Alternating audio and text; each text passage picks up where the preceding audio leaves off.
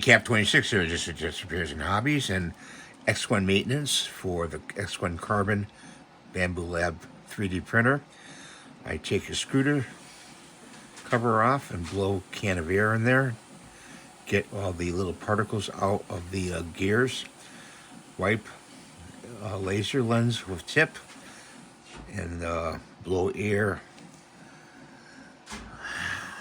on fan to clean it, clean filament particles, wipe Q-tip alcohol on camera lens, which is a repeat of this up here.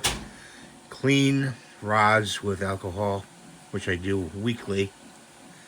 Inspect this part.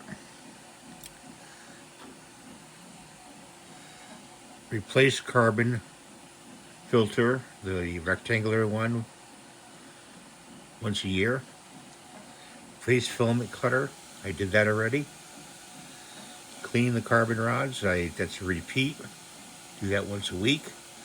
And vacuum the bottom with a mini vacuum regularly. You can see that. And I buy, this is a reminder to buy extra extruder because it gets clogged up. So there's the tips that I use. You can take a screenshot of that. I hope you can see all of this. I can't see it myself. But